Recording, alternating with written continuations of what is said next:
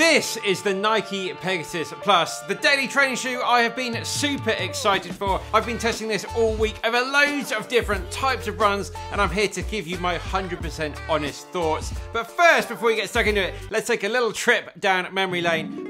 In 2018, Nike came out with one of their best ever shoes, in my opinion, the Nike Pegasus Turbo, which is this one here. This is actually my girlfriend's shoe, but this was one of the first ever super shoe trainers that the world had ever seen. There was a huge marketing campaign behind it. All the influencers had it, and it really was one of those shoes that definitely lived up to the hype. Thousands of runners, myself included, say it was one of the very best ever shoes out there. A year later, they stripped it all out, released version 2, an even lighter weighted version. I absolutely loved it. And then it's fair to say after that Nike went a little bit off the rails and they released the Turbo Next Nature in 2022, which was really disappointing. Subpar ZoomX foams, all that recycled stuff glued together, heavy and narrow.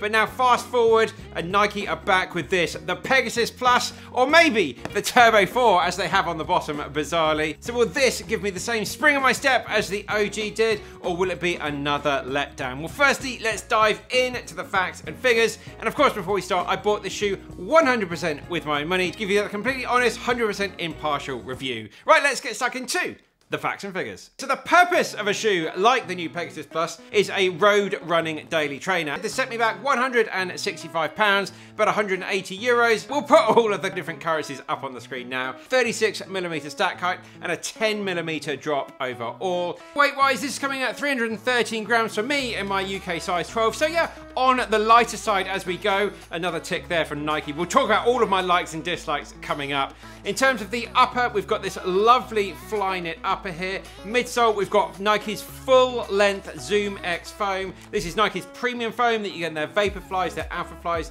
their full-on race shoes. Nothing recycled, no carrier foams here. We've got full length ZoomX. There's no plate in the shoe.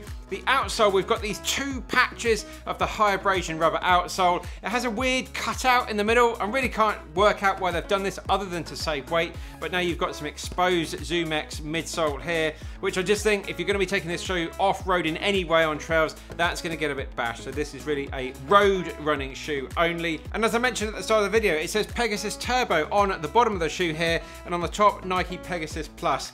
I guess there's just been a little bit of misunderstanding between the two departments at Nike over what they're calling it. Nike've got a lot of changes going on in their running departments at the moment to try and sort of bring a lot of life back into their running shoes. So hopefully we'll see that as we're seeing with this Pegasus Plus. There are no different widths available. There are men and women's different sizes available, and this was pretty much true to size for me. If you're a little bit unsure, maybe go half a size down. I got this in my UK size 12. They were just maybe a very tiny little bit too big. I had 12 in version 1, 11.5 in version 2, and I think I really, if I was going to get another one, I would get an 11.5 in this, half a size down, but it was really okay. If you're on the fence, go half a size down. Right, let's have a quick chat about the Pegasus 41 and the Pegasus Plus. So the Pegasus 41 has Nike's React X foam. This is a little bit more on the heavy side, 347 grams versus 313 grams in the Plus version.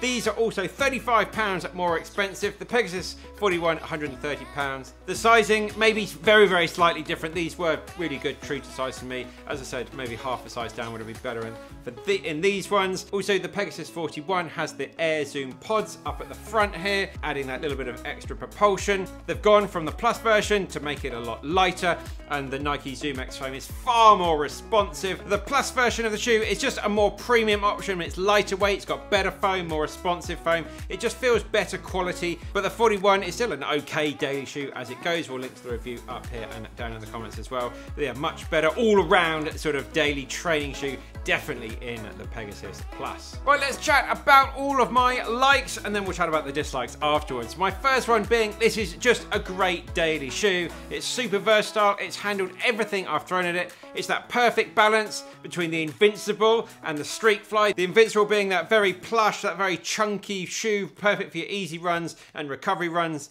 The Streak Fly being that very lightweight, shoe perfect for speed work, and this just sits so nicely in between. A shoe that can do speed work, easy pace work, tempo, and also recovery runs pretty well.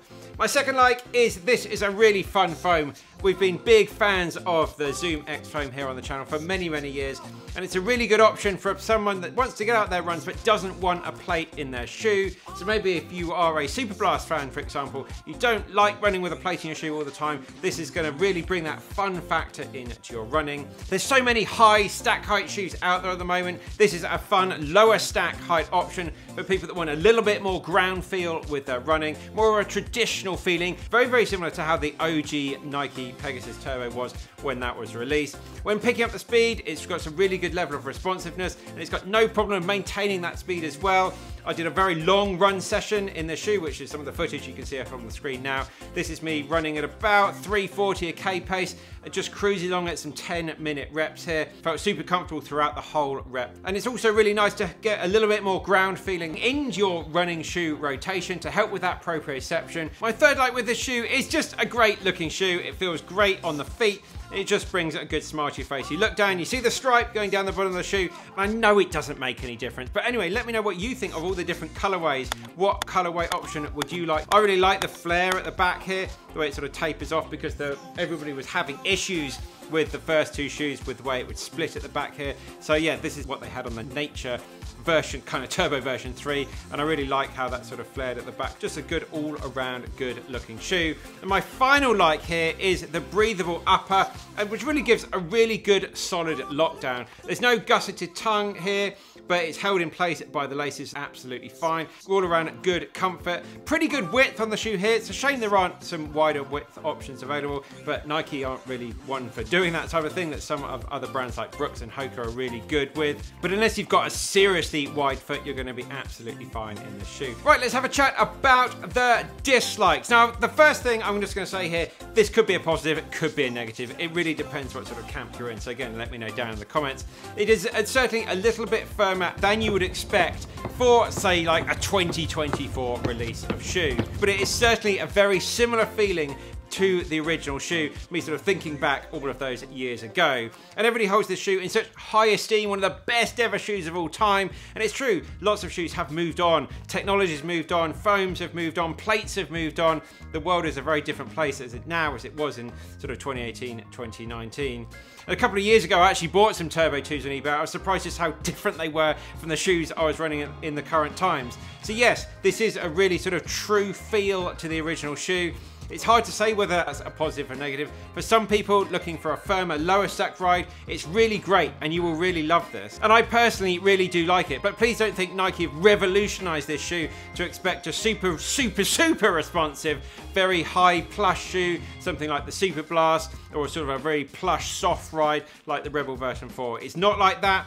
It's got this really good section of the market, and I'm really pleased Nike kept true to those original feelings with the shoe. With the pricing, it's a really difficult one. What do you think? £165 for this shoe. Plenty of people saying it's overpriced. It's actually the same price as version 1 and version 2, which when you count for inflation over all these years, would make this significantly cheaper now.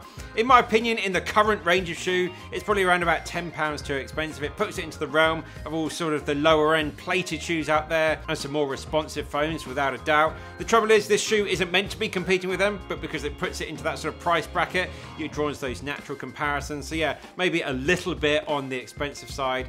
And then thirdly, there's just potential for a bit of big toe irritation here. With the line down the front of the shoe, some people are getting a little bit of irritation because the height of the toe box isn't great. It certainly hasn't affected me overall. If you've got a really big, chunky toe, then maybe this is going to be one to avoid, because the toe box does sort of taper a little bit more aggressively than some other shoes down to the front of the shoe. Right, conclusions and final thoughts. So should you go out and buy this shoe? Well, for me, yes, I've really enjoyed it. I'm glad I spent £165 on this shoe. If you're looking for a shoe with that lower stack height, bit more ground feel to do your daily runs in, I would say going up to only about half marathon distance. I wouldn't want to be doing my super long marathon training runs in this shoe. In 2024, we do just have some better options out there, such as the Super Blast, to be doing those very longer runs. I'm just going to want a little bit more stack height to look after my legs, just take advantage of all the tech in these days. But if you want to get some speed work in, then give it a go. If you're a fan of the original Pegasus Turbo, I really think you will like this shoe. Is it worth £35 over the standard Pegasus?